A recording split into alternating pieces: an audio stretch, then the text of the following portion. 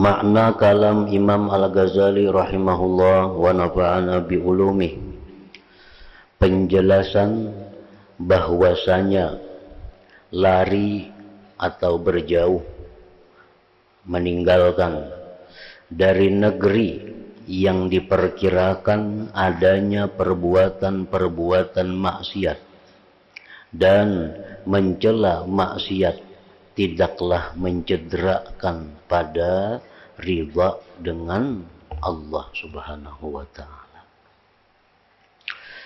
Lari daripada negeri, kampung yang di situ banyak maksiat, dan mencela kampung yang di situ banyak maksiat, itu tidak bertentangan dengan ridha.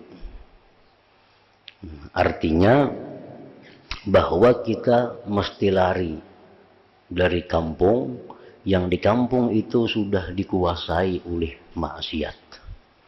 Nah, meninggalkan kampung itu tidak bertentangan dengan ridha kepada yang ditetapkan oleh Allah.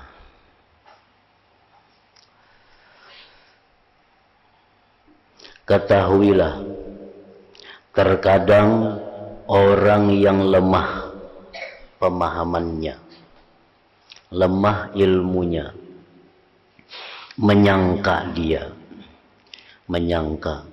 orang yang lemah ilmunya ini bahwa larangan Rasulullah sallallahu alaihi wasallam untuk keluar dari tempat yang timbul di dalamnya penyakit taun itu menunjukkan pada larangan untuk keluar dari suatu tempat yang timbul padanya perbuatan-perbuatan maksiat. Karena tiap-tiap satu dari keduanya itu lari dari qada Allah Ta'ala.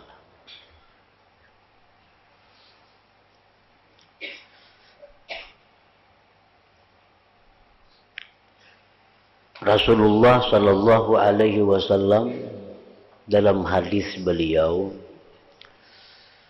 "Idza sami'tum bil waba fi ardin fala taqdumu alaih, wa idza waqa'a fi ardin wa antum biha fala takhruju firaran minhu."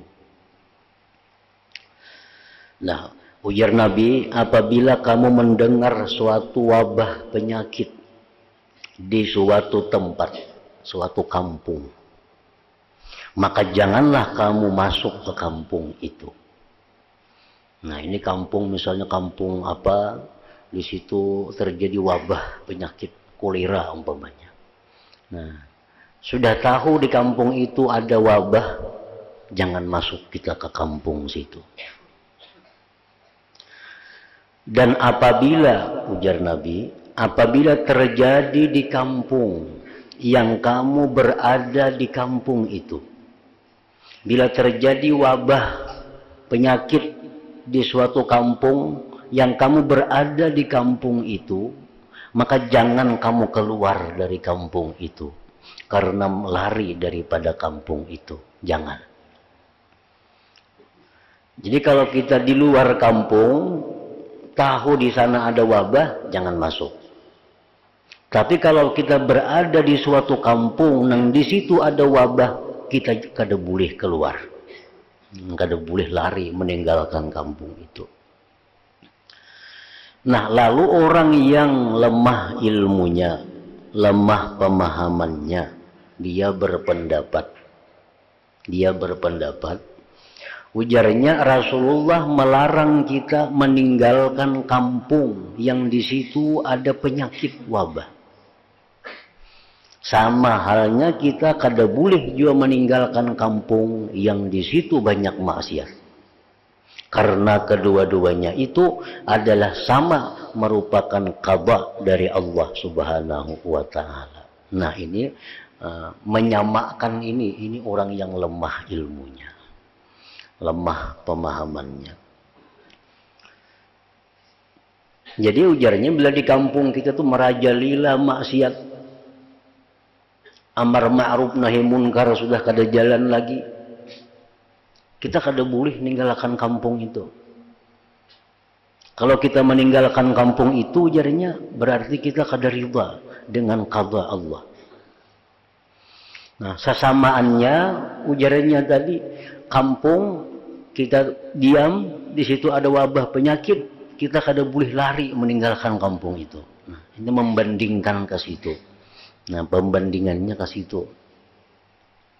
Lalu ujar Imam Ghazali, maka yang demikian itu mustahil. Itu kada masuk akal, menyamakan masalah ini kada masuk akal. Jangan disamakan antara kampung nang terjadi wabah penyakit nang kita kada boleh keluar dari situ. Jangan disamakan dengan kampung nang di situ merajalela maksiat, kita kada boleh juga keluar dari kampung itu. Nah, itu salah menyamakannya. Maka yang demikian itu mustahil. Akan tetapi alasan dari dilarangnya meninggalkan negeri sesudah timbulnya taun penyakit itu adalah alasannya belain. Jadi kada kawa disamakan.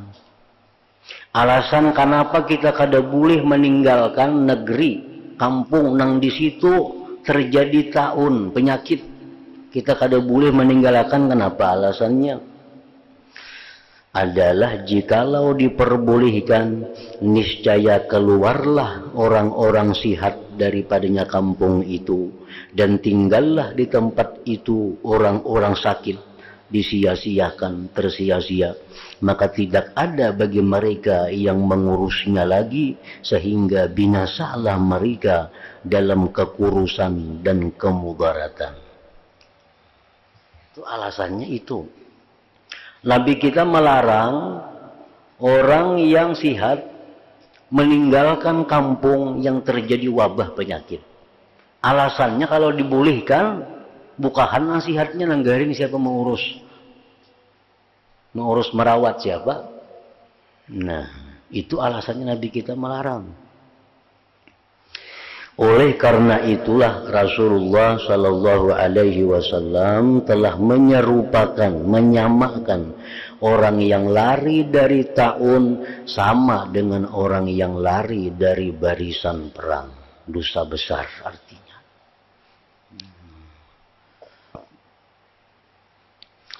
Dan jikalau yang demikian itu karena lari dari qada, niscaya tidak diizinkan bagi orang yang berdekatan tempat untuk cepat-cepat menyingkir. Jadi alasannya Nabi kita melarang itu bukan sangkut paut masalah qada, keputusan Allah itu bukan. Nabi kita melarang keluar itu hanya untuk merawat yang sakit-sakit itu. Kalau urusannya dengan qada Allah Ta'ala, niscaya kada diizinkan orang yang di luar kampung itu untuk cepat-cepat berjauh dari kampung itu. Nang dilarang Nabi meninggalkan itu nang di kampung situ. Kampung sebelah itu boleh aja berjauhan, khawatir berdahulu kada apa-apa. Jakanya nang sebabnya itu masalah qada, tentu nang kampung sebelah pun kada boleh menyingkir daripada kampung nang kena wabah itu. Dan telah kami terangkan terdahulu hukum yang demikian pada kitab Tawakkul.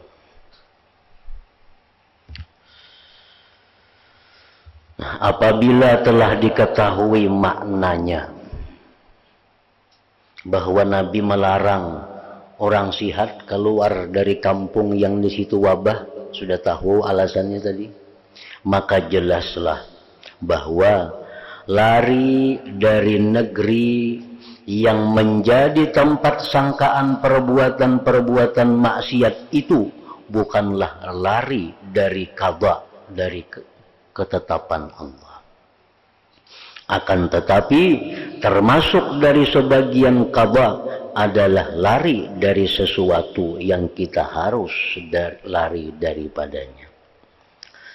Nah, jadi kalau di kampung ini sudah kita maksiat, kada kawa diurus lagi masyarakatnya, tinggalkan kampung itu. Dan meninggalkan kampung itu bukan lari dari qadha Allah, bukan. Tetapi sebaliknya, qadha Allah yang memutuskan bahwa kita mesti lari dari kampung itu.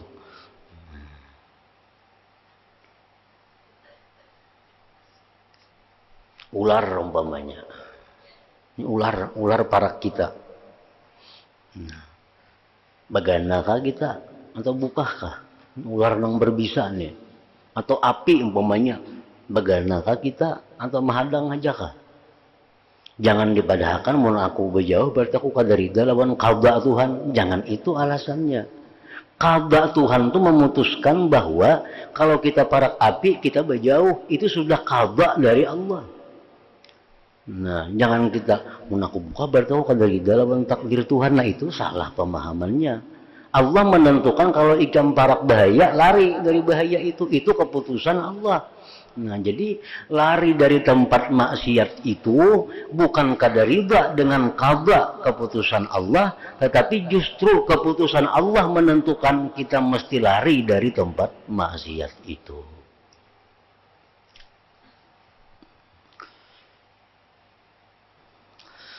Seperti demikian juga halnya mencela tempat-tempat yang menarik pada perbuatan-perbuatan maksiat dan sebab-sebab yang mengajak kepadanya. Untuk menjauhkan dari perbuatan maksiat, tidaklah dicela. Misal ada kampung. Di kampung itu sudah maksiat merajalela, lengkap pemainannya ada, mabuk-mabukannya ada, perzinahannya ada, ribanya ada. Di kampung tuh langgar masjid kosong. Kita celak kampung itu, bahwa itu kampung jahat, jar kita. Itu kampung kada baik. Tujuan kita mencela supaya orang jangan hendak bagana ke situ. Nah, itu celaan kita itu bukan berarti kita kada ridha dengan qadha Allah. Nah, bukan dikatakan kada ridha dengan qadha daripada Allah Ta'ala. Artinya kita disuruh demikian, diizinkan untuk demikian. Ikan jangan ke kampung situ diam. Itu kampung tuh kampung ahli maksiat. Di situ ada riba, ada zina, ada minum-minuman, ada judi, ada macam-macam. Nah, kita celak kampung itu supaya orang jangan ke sana. Nah, kita mencela kampung nang maksiat itu bukan berarti kita kada ridha dengan qadha Allah Subhanahu wa taala.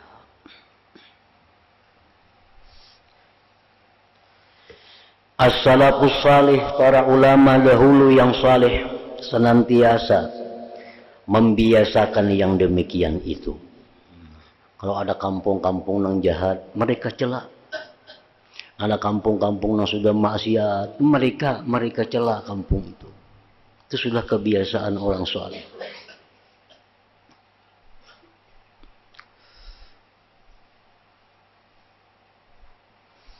As-salafus salih senantiasa membinasakan yang demikian itu. Sehingga sepakatlah satu jamaah daripada ulama yang salihin mencela kota Baghdad. Orang-orang salihin dahulu tuh mencela kota Baghdad itu, ibu kota Irak. Dan mereka menampakkan celaannya dan menuntut lari daripadanya. Mereka menghimbau agar orang-orang yang baik di Baghdad itu supaya meninggalkan Baghdad. Dan orang-orang saleh yang baik-baik yang di luar Baghdad jangan hendak masuk ke Baghdad itu.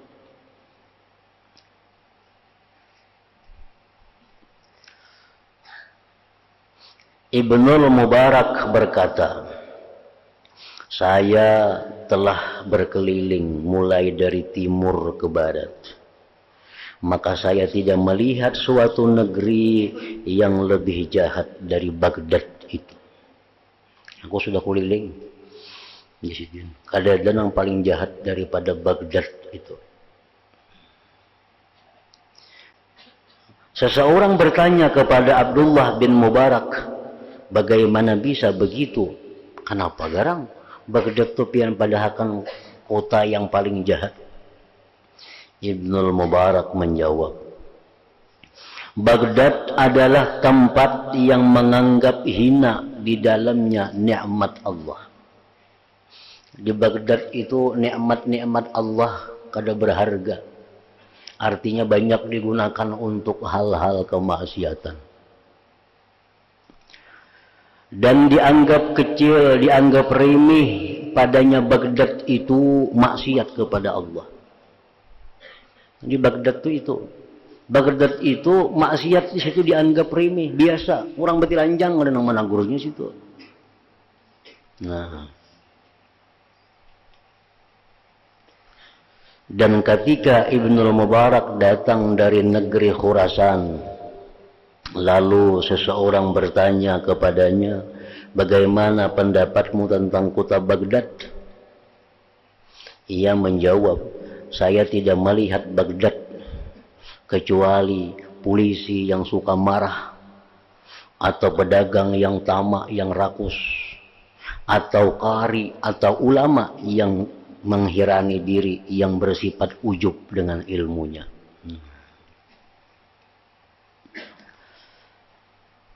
Jadi mencela kota yang banyak maksiat. Dan mencela kota yang banyak maksiat itu kada bertentangan dengan qada Allah. Jadi jangan pada kenapa yang mencela kota Baghdad itu. Maka Baghdad itu kota yang ulahan Tuhan juga. Berarti kan mencela Tuhan lah. Nah kadakah itu. Nang kita cela itu maksiat-maksiatnya yang timbul di kota itu. Dan tidak semestinya kamu menyangka bahwa yang demikian itu termasuk gibah. Jangan dipadahkan gibah. Mencela Baghdad itu berarti kita menggibah lawan Baghdad. Itu kada gibah itu. Karena yang demikian itu tidak menunjukkan atas pribadi seseorang. Kita kada bertuju orang kada yang bisa mendatangkan mudarat bagi orang tersebut. Nah, kalau kita madahkan si A, si B, nah itu kada boleh. Tapi Baghdad secara umum kada bertantu orangnya, itu bukan gibah ngarannya.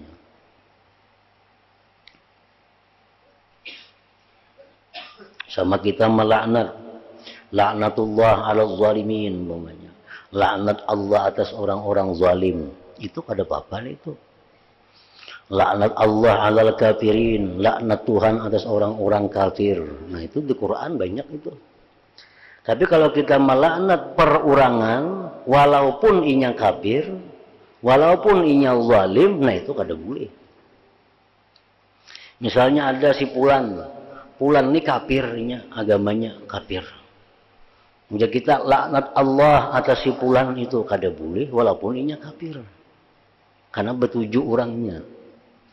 Laknat Tuhan kepada si Fulan itu, Fulannya zalim orangnya, kada boleh. Karena bertuju. Tapi kalau umum, laknat Allah atas orang-orang zalim, kada apa-apa.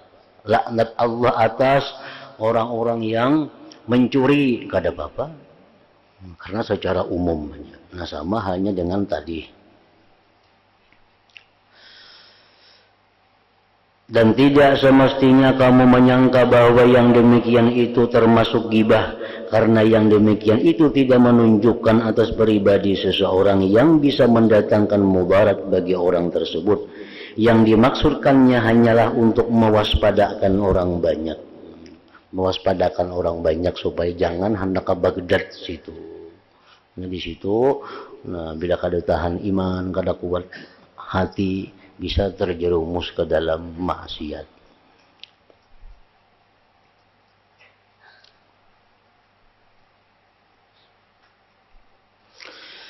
Adalah Ibnul Mubarak pergi ke Makkah. Ia bertempat tinggal di kota Baghdad.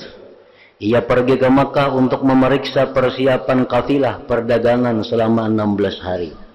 Selama di Makkah ia bersedekah 16 dinar, yang setiap harinya 1 dinar sebagai penebus karena tempat tinggalnya di Baghdad itu.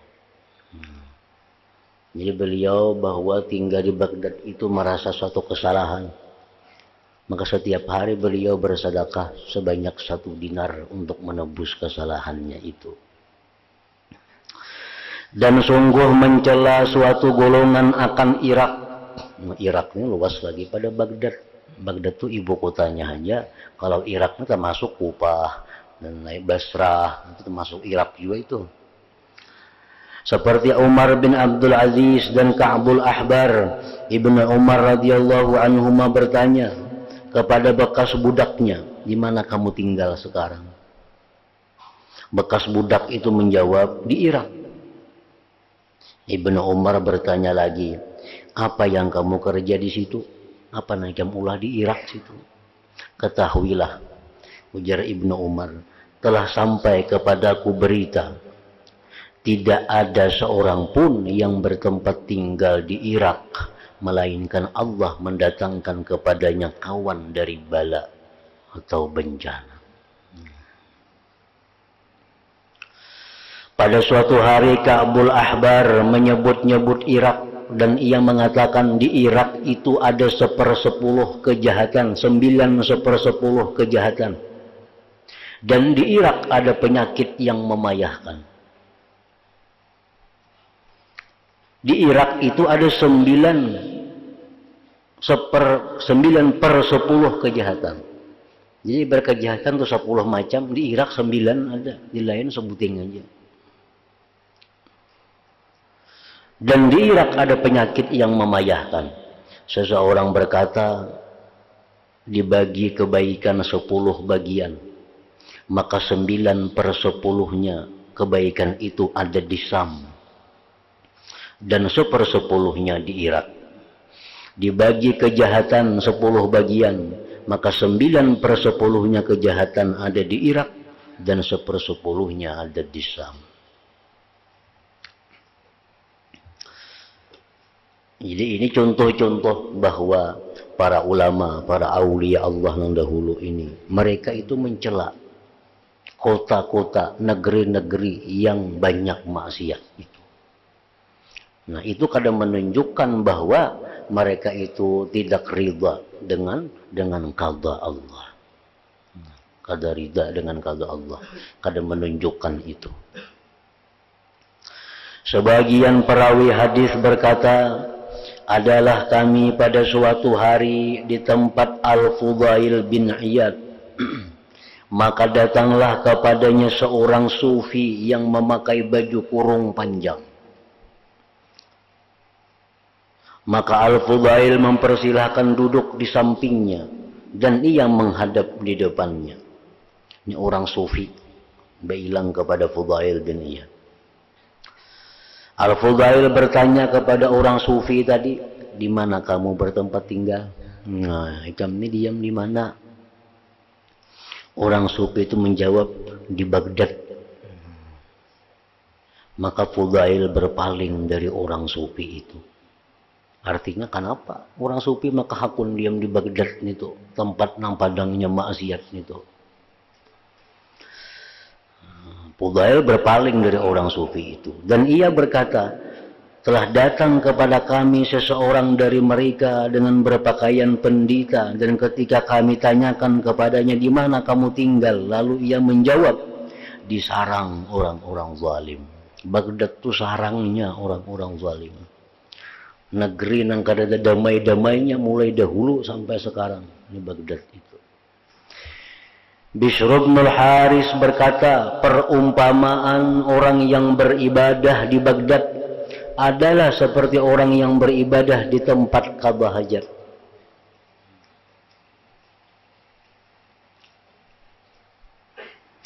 Bishr berkata lagi, jangan kamu ikuti aku pada bertempat tinggal di Baghdad. Ujar Bishr Hapi ini, ikam jangan hendak kayak aku tinggal di Baghdad. Barang siapa yang ingin keluar dari Baghdad, maka keluarlah dari Baghdad ini. Tentu celaan yang luar biasa kepada Baghdad. Ini kata-kata dari para aulia. Ahmad bin Hanbal berkata, jikalau tidaklah karena anak-anakku ini bergantung kepadaku, niscaya keluar dari tempat ini lebih saya utamakan untuk diriku. Di Baghdad itu. Lalu seseorang bertanya kepadanya, di mana kamu memilih untuk tempat tinggalmu? Ia menjawab, di binting-binting. Sebagian mereka berkata, di mana mereka ditanya tentang penduduk Baghdad. Yang zuhud di antara mereka adalah zuhud, dan yang jahat di antara mereka adalah jahat. Ini pendapat orang yang netral tentang Baghdad tadi. Nang baik di Baghdad, ya baik. Nang jahat, ya jahat di Baghdad itu. Namun umumnya para ulama mereka mencela kota Baghdad itu karena banyaknya kezaliman, banyaknya kemaksiatan di kota itu. Jadi perintah mereka agar orang-orang baik supaya keluar dari Baghdad itu bukan bertentangan dengan benci kepada hukum Allah, qada Allah. Karena bertentangan dengan ridhanya mereka kepada qada Allah Ta'ala. Maka ini menunjukkan atas bahwasanya orang yang dibalakkan dengan suatu negeri, kampung, di mana di dalamnya terdapat banyak perbuatan maksiat dan sedikit padanya kebaikan, maka tidak ada uzur baginya untuk tinggal menetap di tempat itu. Akan tetapi semestinya ia berpindah dari tempat itu. Ada uzurnya. Di kampung tuh sampai yang subuh kada ada orang, di masjid dilanggar. Masjid kosong dilanggar itu. Kemaksiatan bilang tiap malam membuncuk banyak permainan itu ini. Ada orang yang menuntut ilmu bagaimana di situ. Sampai yang berjamaah kada kawa. Siapa jamaahnya kada ada. Nah, ditanya Tuhan di akhirat kayaknya, kenapa kada berjamaah sembahyang? Ujar si orangnya, kada ada jamaahnya ya Allah. Orang semua di situ ahli maksiat. Nah, alasan kita itu ditolak oleh Allah. Ditolak oleh Allah, kada diterima oleh Allah. Allah Ta'ala berfirman, alam takun ardullah wasi'ah fatuhajiru fiha. Artinya ujar Tuhan, bukankah bumi Allah itu luas? Apa yang bagaimana di situ? Sehingga kamu dapat berpindah di bumi itu.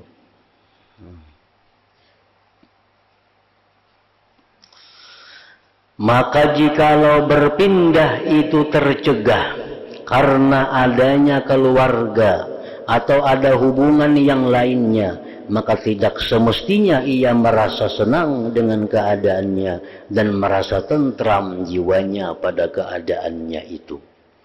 Akan tetapi semestinya lah ia bersusah hati daripadanya. Kita misal tahu di kampung ini banyak maksiat. Banyak. Kada kawa berbuat baik, kada kawa nampak di kampung. Syiar Islam kada kawa timbul di kampung ini. Cuma kita hendak pindah pada kampung ini. Anak kita bagaimana situ, kuitan kita bagaimana situ. Macam-macam di kampung itu ada hubungannya dengan kita. Lalu kita sulit untuk pindah. Nah, semestinya bagi orang ini bila demikian, hendaknya dia jangan merasa nyaman bagaimana di kampung itu. Nah, ini minimal. Jangan merasa tenang bagaimana di situ. Jangan merasa nyaman, senang bagaimana di situ. Dan selalu berdoa kepada Allah, Rabbana akhrijna min hadhil qaryati zalimi ahluha. Artinya, wahai Tuhan kami, keluarkanlah kami dari negeri ini yang zalim penduduknya ini. Penjelasan yang demikian itu apabila kezaliman itu merata, niscaya turunlah bencana dan binasalah semuanya dan meratalah kepada orang yang berbuat taat. Kezaliman itu bila sudah menguasai, orang baik kada kawa muncul lagi. Nah, turun bencana itu merata orang yang baik-baik pun terbuat dengan bencana itu. Allah Ta'ala berfirman, wattaqu fitnatan la tusibanna alladhina zalamu minkum khassah. Artinya, dan peliharalah dirimu, ujar Tuhan, daripada siksaan yang tidak khusus menimpa orang-orang yang zalim saja di antara kamu. Jadi siksaan Allah, hukuman Allah kalau sudah turun, itu sudah rata, nang baik kana, nang buruk kana. Kalau kau babida, bisa banjir kana, semuaan kana kada nang beliungnya banyak, nang randah rumahnya. Andai kata banjir itu bala dari Allah, banjir itu merata. Nah, setiap bala turun, apapun penyakit-penyakit wabah yang diakibatkan oleh tingkah laku orang yang zalim. Nah, orang-orang baik pun kena. Nah, maka itu kita disuruh oleh Allah, bila di kampung kita ini sudah kadang-kadang timbul syiar Islam, kita disuruh segera pindah dari kampung itu untuk menghindari turunnya bala kepada kita. Nah, jadi disuruh pindah itu bukan berarti dikadari lawan takdir Tuhan, kada. Bahkan disuruh oleh Allah pindah dari kampung yang jahat itu.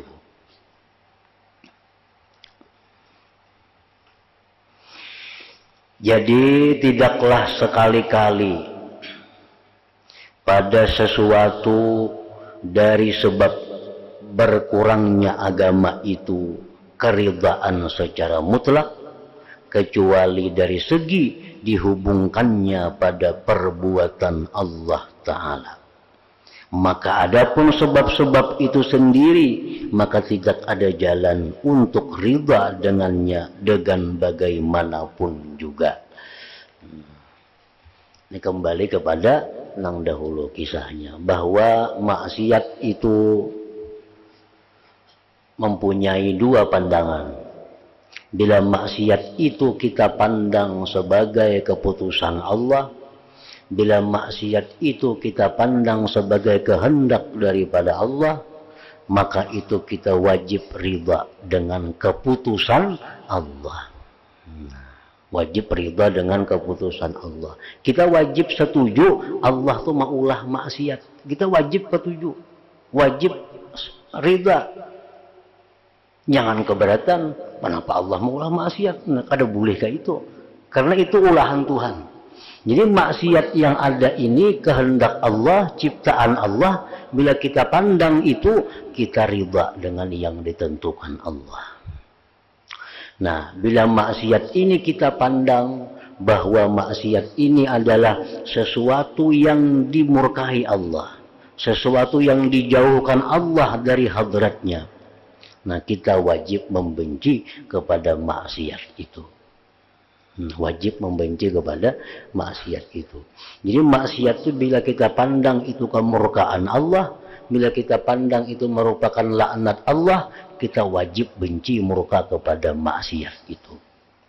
Nah, lalu timbul pertanyaan kita, kenapa Tuhan maulah maka dibencinya? Nah, maulah Tuhan maulah maksiat, diulah tapi disarike, tapi dibenci. Nah, itu ya Imam Ghazali sirrul qadar, itu ngarannya rahasia takdir, nang kada boleh diungkap kecuali kepada yang berhak untuk menerimanya, dan itu di luar daripada kewajiban kita untuk mengetahuinya. Pokoknya kesimpulannya, maksiat itu dimurkai Allah, kita murka dengannya karena Allah murka. Nah, di situ. Maksiat itu ciptaan Allah, kita wajib ridha dengan apa yang diciptakan oleh Allah. Jadi setiap memandang maksiat itu mesti ada dua pandangan. Pandangan hati, ridha kepada Allah yang menciptakan. Pandangan zahir kita mesti menentang maksiat karena itu merupakan usaha ikhtiar dari seorang hamba yang dimurkai oleh Allah Subhanahu wa Ta'ala. Nah, itu intinya yang kita baca mengenai maksiat ini. Jadi kita tetap benci dengan maksiat, kita musuh dengan maksiat, kita tentang maksiat itu. Nah, karena itu memang ditentang oleh Allah, memang dimusuhi oleh Allah. Nah, perkara hati kita kepada Allah, kita setuju Allah menciptakan maksiat itu.